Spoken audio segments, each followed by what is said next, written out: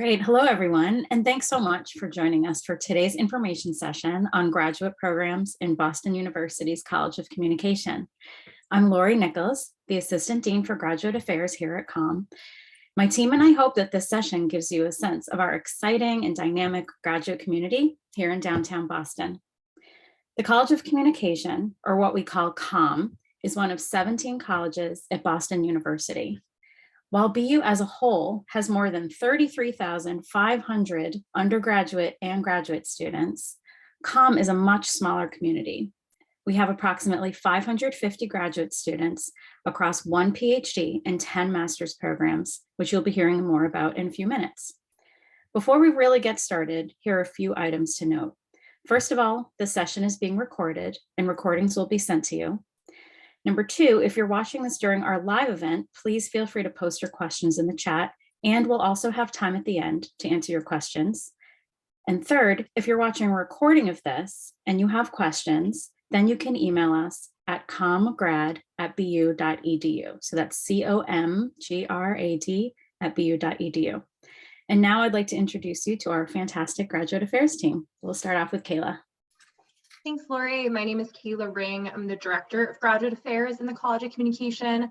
I work with students from the moment that they're interested in our program, so hopefully as many of you are, all the way through to graduation. And I look forward to answering any questions that students have today. Pass it off to Jackie. Hi, everyone. Thanks for joining us today. My name is Jackie Cummings. I'm the Assistant Director of Admissions and Financial Aid for graduate students. So excited to talk to you a little bit more today about the application and financial aid resources for students. Hi, everyone. I'm Christy Bowen, the Marketing and Communication Specialist for the Graduate Affairs team here at COM. I create and coordinate content for all of our prospective and enrolled students. Very excited to welcome everyone here today. Hi, everyone. This is Liu He. I'm the academic advisor in the Grad Affairs Office, and originally I am from China, so my name also pronounced He Lu. I'm glad to be here today and offer you the academic resources that you need to navigate this new journey here at COM and BU. Great, thanks, team. So now I'll go over about today's agenda. So this session, our COM overview and question and answer session, will be will end around 10:40 a.m. We'll be going over our programs, a little bit about living in Boston, financial aid, and the application process. And then after this session, you will join up with your academic program of choice. These information sessions will be with faculty and a current student as well, from 10:45 to 11:45. So you'll have a little bit of a break in order to then log on to your next Zoom.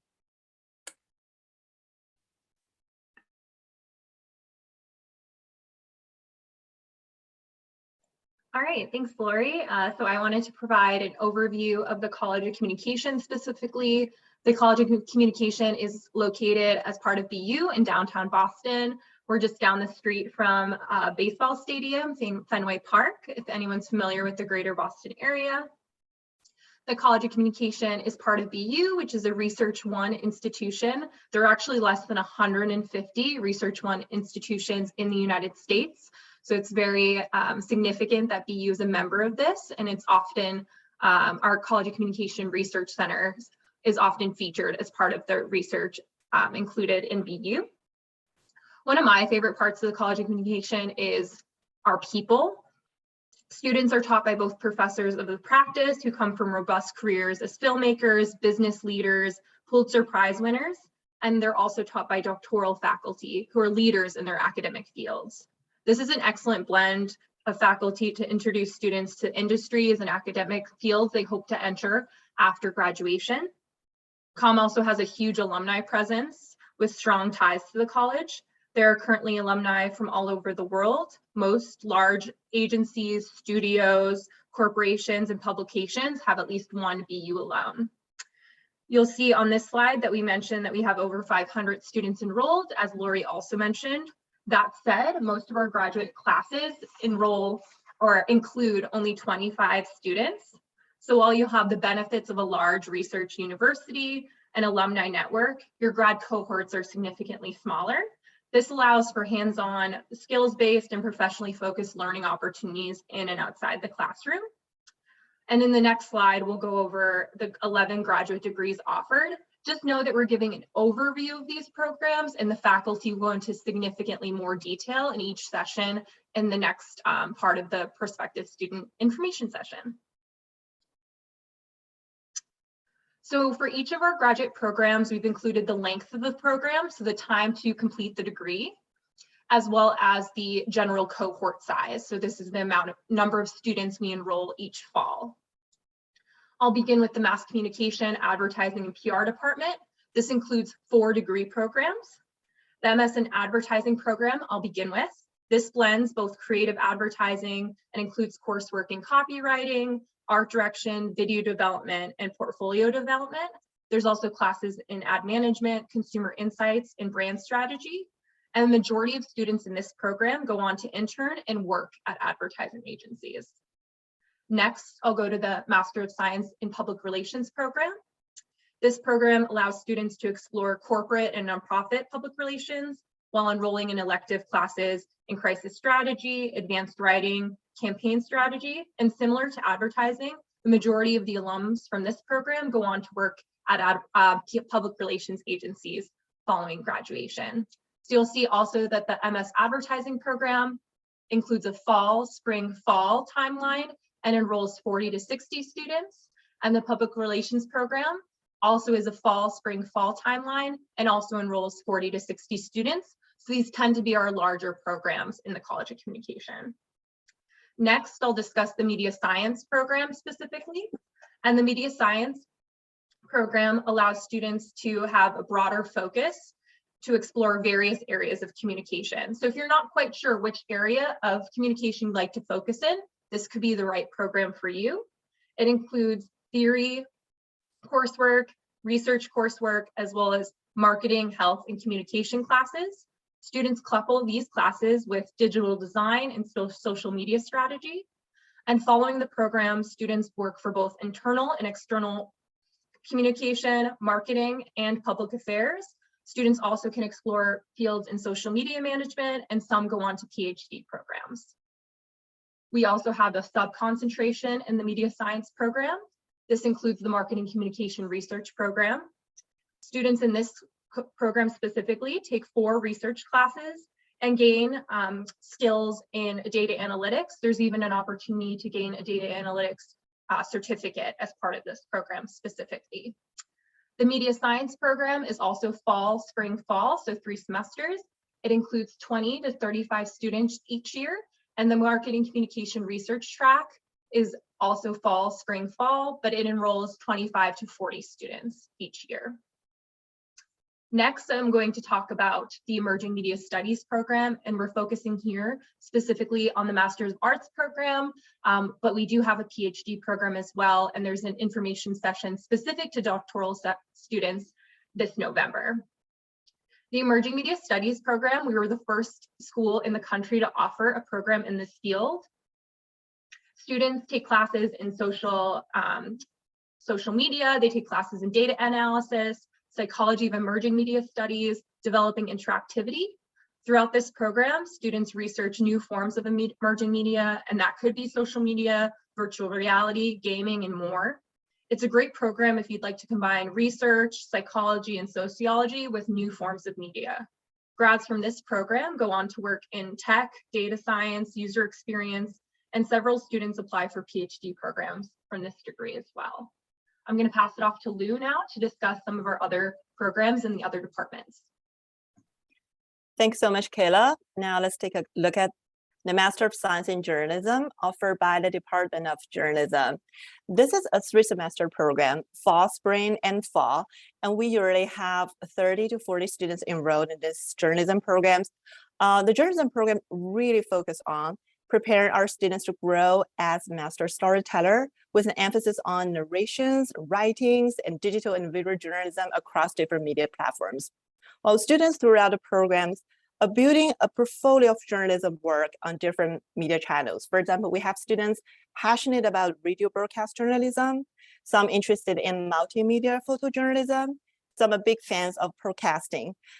You can always find a ways to combine your own interests with professional development goal here in this programs. One thing I want to mention is that we have a lot of special opportunities with our partners outside of BU, like radio station WBUR, which is a public radio station in Boston and also the largest of the 3 NPR member stations in Boston. So we also have a relationship with the Massachusetts State House through our State House program, which offer our students the chance to do political reportings and cover the State House for professional news clients.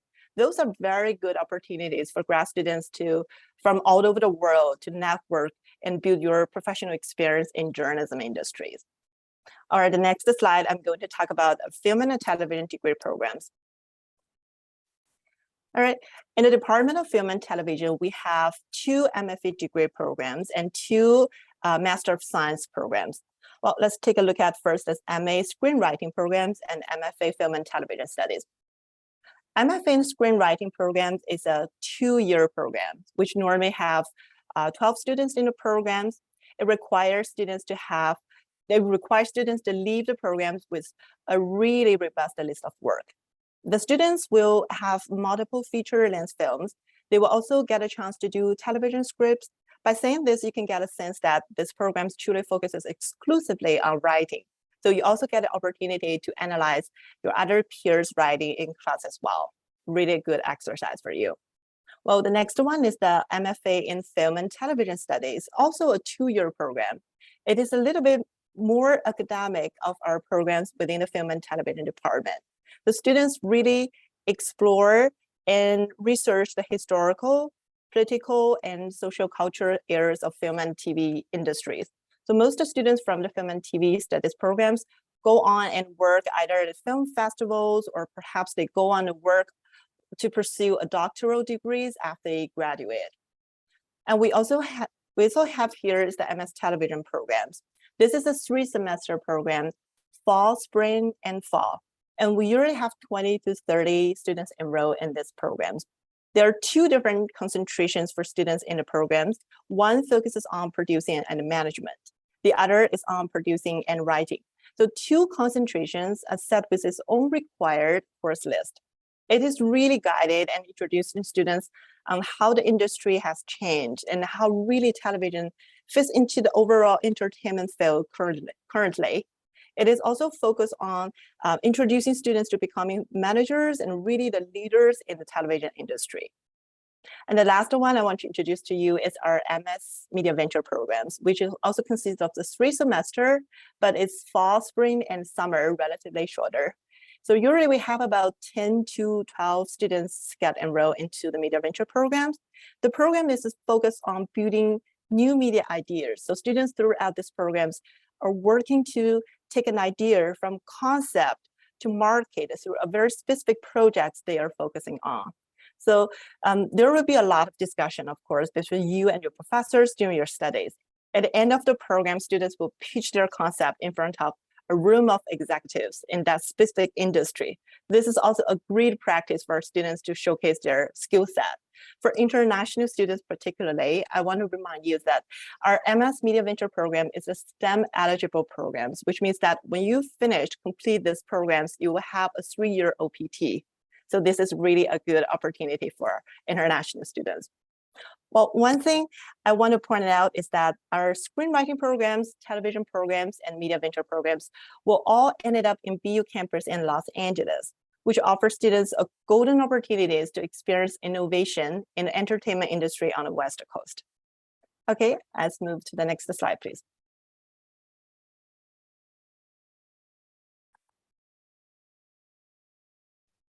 Great. I'll pass it to Christy. Yeah. Thanks, Lou. So in addition to welcoming you to BU, we also want to welcome you to the city of Boston. So Boston is among the top media markets in the world, so it's really a great place to study and pursue a career in communication. Boston has the highest concentration of colleges and universities in the country, which means that our graduate students are constantly meeting and networking with other young professionals, both in and out of the classroom. BU's campus is located in the heart of the city, so our students really benefit from direct access to public transportation. Boston has a really easy to use system of trains and buses through the MBTA, aka the T. In fact, right outside the building of the College of Communication, there's a Green Line train stop and bus stop. The The MBTA runs to and from pretty much every neighborhood in Boston, and it also includes a commuter rail that can carry passengers out to the greater Boston area outside of the immediate city. So between all of these options, you'll be able to get from your apartment to campus or commute to downtown Boston, which is a really wonderful and cost-effective way to reach any offices where you might be working and interning in the city. And this is great because thanks to the many communication companies in the Boston area, our graduate students can take advantage of all of these various professional opportunities, which offers both in-house and agency style in different parts of the city. So turning now to housing. We must say that the vast majority of our graduate students here at BU do choose to live off campus.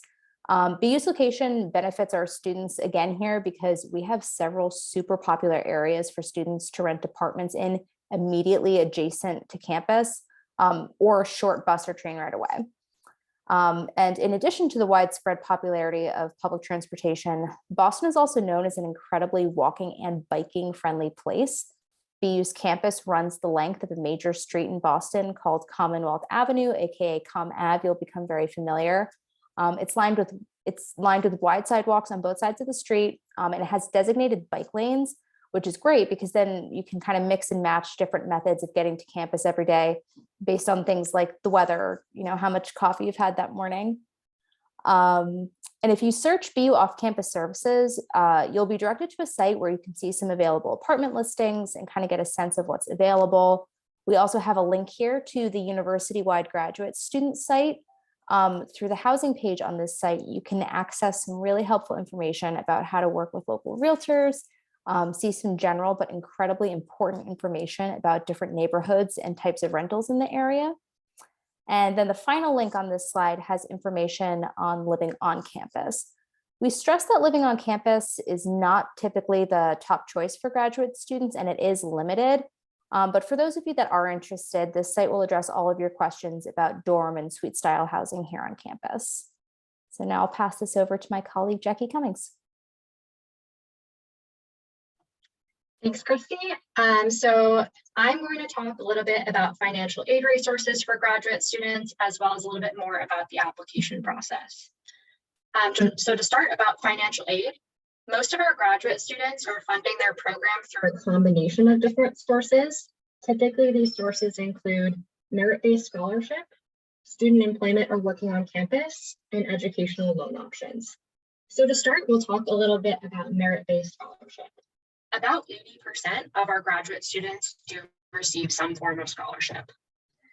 These scholarships are merit-based, which means they're based on the strength of your application and determined during the faculty's review. There's no separate application for scholarship, so when you apply for admission, you're automatically considered for scholarship as well. In the event that you're admitted to a program and receiving scholarship, you'll be notified in your acceptance letter. Scholarship amounts can range anywhere from $5,000 up to $32,000 per year. To put those figures into perspective, the tuition and fees for this current academic year are $62,084 for the academic year, or $31,042 per semester. So the higher end ranges of scholarship cover a little over 50% of tuition and fees. To finance the remainder of the program, students can explore other opportunities, including assistantships and educational loans. So for assistantships, all graduate students are eligible, so this includes domestic and international students. About 45% of our students will have at least one assistantship position per semester, but it is possible that a student can hold more than one job during the semester as well. These positions are paid out in the form of a stipend, so they do not go directly towards your tuition, but instead you receive a weekly paycheck. But these positions are really helpful to help pay for rent, groceries, and other expenses that might come up over the course of the semester. They can range anywhere from $2,500 to $12,000 per year, and these stipend amounts are determined based on the position type and the number of hours you're working per week. So a teaching assistant role where you're working 20 hours a week typically is paying on the higher end of that range, as teaching assistant positions require a little bit more hours of work, and you'll be responsible for helping a professor teach a discussion section or grading. So those roles are usually on the higher end. But we also have research assistantship positions where you help a faculty member conduct research, or graduate assistant positions, which are typically more administrative roles within the college. While some of these are awarded at the time of admission, like scholarships, the majority of these positions students apply for over the summer before they join COM in the fall. And finally, I'm just going to talk really briefly about educational loan options. So first, if you're a US citizen or permanent resident, I do encourage you to file the free application for federal student aid, or the FAFSA. If you fill out the FAFSA, you'll automatically qualify for the federal unsubsidized loan. And all graduate students have the same borrowing eligibility, which is $20,500 a year, or $10,250 per semester. In addition to what students qualify for through FAFSA, students are also welcome to explore private loan options. We do have a number of resources available on our website and through the financial aid office to help students identify and compare and contrast different loan options to make sure that you're picking the loan that's the best fit for you. And also students may qualify for the Federal Graduate Plus loan, which is also a federal loan, but it is credit-based, which means you need to pass a credit check to qualify. So sometimes it's more helpful to think of the Graduate Plus loan in line with private loan options. In terms of timeline for applying for loans, we typically recommend waiting until you hear back on your admission decision and decide whether or not you plan to enroll at COM. Most students are applying for loans over the summer, so again, before they start classes in the fall. So that's a summary of financial aid resources for students. And now I'm going to move on to talk a little bit more about the application process. So in general, the requirements to apply for our master's programs are listed here on this slide. We have an online application, so everything is done online through that application portal. Each application will have an application fee of $95. We also ask that you upload a copy of your transcript. At the time of application, it's fine to submit an unofficial copy of your transcript. We won't ask for an official copy until you've been accepted and decide to enroll. We also will ask for a minimum of 3 letters of recommendation, and we suggest that you ask folks that are academic or professional references that know you well and can speak to your ability to succeed in this program. Each program will also have their own writing requirement or program-specific requirements. So I encourage you to check our website to make sure you know what's required for the specific program that you're interested in. If you're planning on applying for our PhD in Emerging Media Studies program, we do require that you submit an official GRE score. Additionally, we ask for an up-to-date copy of your resume or CV, and we use a platform called Kira Talent for additional video and written responses that you can access through the online application portal. And finally, if you have not received a degree from an English-speaking institution, you will require English proficiency scores. For English proficiency scores, we can accept a number of different options.